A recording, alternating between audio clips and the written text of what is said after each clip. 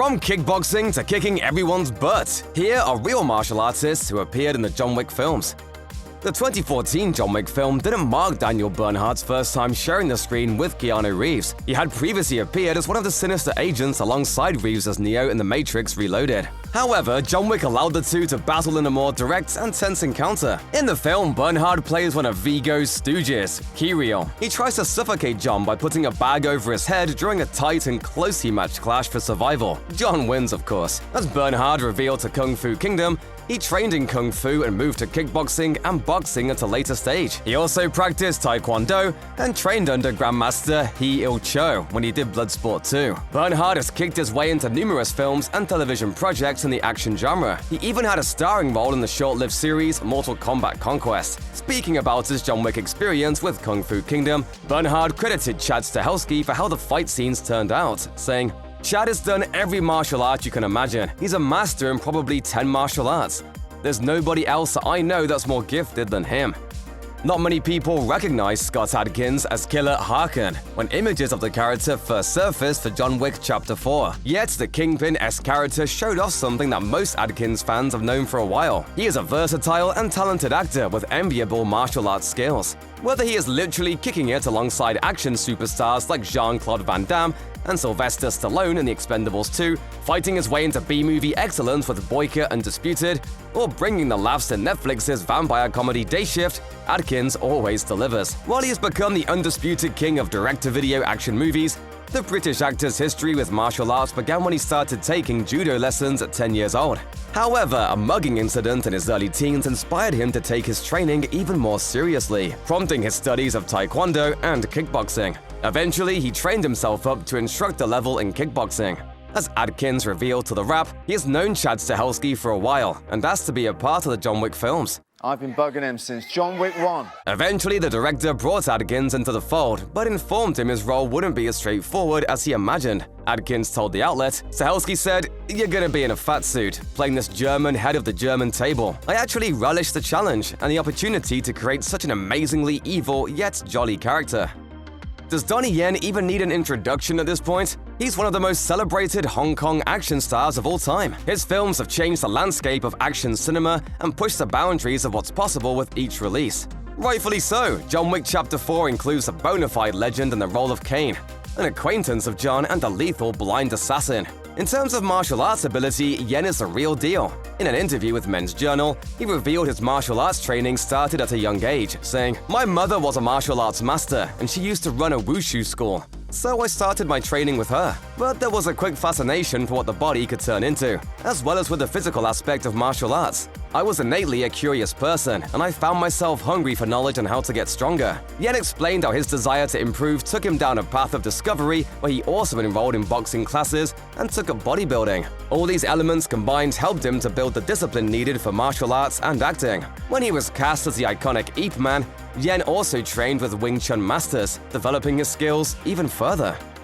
Without a shadow of a doubt, Mark Dacascos is one of the most underrated actors in the business. Since the early 90s, he has appeared in smaller budget films such as Only the Strong and Brotherhood of the Wolf. However, he only received his flowers when he was cast as the main antagonist Zero in John Wick Chapter 3, Parabellum. I am happy to say that on John Wick, no injuries. No. Thanks to his electric performance and phenomenal moves, the world finally saw Dacascos has the action chops to rival the Van Dammes and Seagals of the world. Dacascos has a serious martial arts pedigree in real life as well. His father is Sifu Al Dacascos, the founder of One Hop Kindo Kung Fu, while his stepmother, Malia Dacascos Bernal, is one of the most celebrated and dominant martial arts fighters in the US. In an interview with Inside Kung Fu, Dacascos revealed how he had maintained his training in One Hop Kindo while also learning Muay Thai. He also discussed why he never stopped training, even when he wasn't doing many action projects at the time. He told the outlet, "I come from a traditional martial arts family, and it's my hope I never stop training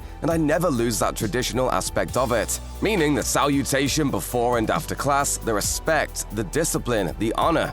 I love that. Chilean actor Marko Zaror might not be an instantly recognizable name to the general American audience, but for action connoisseurs, his presence in a film is a sure indication that it will metaphorically and literally kick hard. In John Wick Chapter 4, Zaror plays Chidi, the ruthless high-table member who tests the ire of everyone as he attempts to put down another dog in this franchise. Fortunately, no one is about to let that slide around here anymore, and he gets his just desserts. Zaror became interested in martial arts after watching the likes of Jackie Chan, Jean-Claude Van Damme, and Bruce Lee. Inspired by these on-screen superstars, Zaror began his training at a young age and was well established in taekwondo and kickboxing by the time he was an adult. From there, his path took him into modeling before he found his footing in acting. Speaking to film journalist Rohan Patel, Zaror revealed how much work he puts into preparation for his movies. He explained he treats them as if they are his Olympic Games, and he needs to arrive on set ready to compete at the highest level. As the big bad of John Wick Chapter 3 Parabellum, Zero has a few disciples who duel with John in the film. Two of his shinobi assassins face off against John in arguably the film's centerpiece fight in the glass office. One of the assassins is portrayed by actor and martial artist Yayan Ruhian. Indonesian action cinema fans know all about Ruhian from his appearances in Gareth Evans' The Raid films. He is very fast and able to keep up with other sublime martial artists, such as Joe Taslim and Iko Uwais. Ruhian is a practitioner of Pencak Silat and became an in-demand instructor, even teaching the Indonesian police force at one point in his career. However, martial arts isn't simply a hobby for him, as Silat became a major part of his whole being. He told the Jakarta Post, "There is something that you call Wiraga, physical aspects, Wirasa, artistic aspects, and Wirama, rhythm aspects, in Silat. A Silat practitioner must be able to master these aspects, and they will eventually be beneficial in their lives." Hiroyuki Sanada has been in the film industry for decades. While he transitioned to Hollywood in the early 2000s, it feels like he only recently started receiving the praise he deserves. Hot off playing Scorpion in 2021's Mortal Kombat and appearing in Bullet Train and Army of the Dead, Sanada was cast as Shimazu Koji in John Wick Chapter 4. Sanada is also an accomplished martial artist who decided early on in his life that he would combine his love of martial arts with acting. He explained to Kung Fu magazine that he enjoyed both Bruce Lee and Steve McQueen, so he found a way to merge all his passions into one. He trained in Shorinji Kempo and Kyoku Shinkai Karate before he joined Japanese legendary actor Sonny Chiba's stunt school. Sanada credited Chiba as his mentor, saying, "When I was 13 and training with Sonny, he told me that acting and actors have a long life, like a marathon. So the most important thing is to continue acting, and by the time I reach 30, that will be the time when I get a real first big chance to do something." The biggest highlight of the John Wick films is discovering how innovative John can be when he finds himself in trouble. Not only can he adapt his fighting style, but he can also switch up his strategy when he encounters new and challenging opponents. In John Wick Chapter 2, he meets a sumo assassin who isn't going down easy.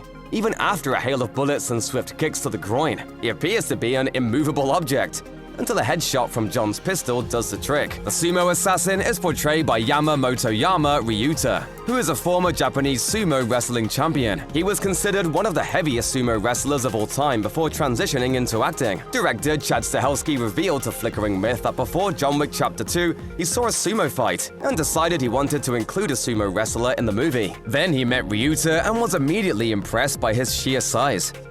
"I know Kung Fu." Keanu Reeves owes a lot to Tiger Hu Chen. Initially, the two met on the set of The Matrix, where Chen acted as Reeves' martial arts teacher and taught him the moves he needed to portray Neo. From there, a friendship develops between the two of them, with Reeves eventually directing the 2013 movie Man of Tai Chi and casting Chen in a pivotal role. Chen and Reeves received another chance to combine their powers in John Wick Chapter 3 Parabellum, where Chen portrayed a triad assassin. Before leaping into Hollywood, Chen achieved success as a martial artist. He had trained in wushu since the tender age of 8 and participated in several competitions before impressing in karate as well. His life changed though when he met fabled Hong Kong choreographer Yuen Wu-ping, and it kick-started his journey into the world of cinema. John Wick started as a revenge film, but has evolved into a massive universe with intriguing lore and dynamic characters. In John Wick Chapter 3 Parabellum, the Elder is introduced as a mysterious figure who works with the High Table, portraying the character as French actor Saïd Taghmaoui. While the actor is now known for his role in John Wick and his appearance in Wonder Woman, he was a boxer before he decided to hang up his gloves for the lights, camera, and action. He was quite accomplished as well, ranking second in his weight class in France. His role as the Elder also came at the right time for him, as he had suffered something of a career setback in the recent past. Taghmaoui revealed he had been set to portray the Bond villain when Danny Boyle was attached to the project that became No Time to Die. However, after the director famously left the production, the filmmakers went in a different direction, one without Taghmaoui.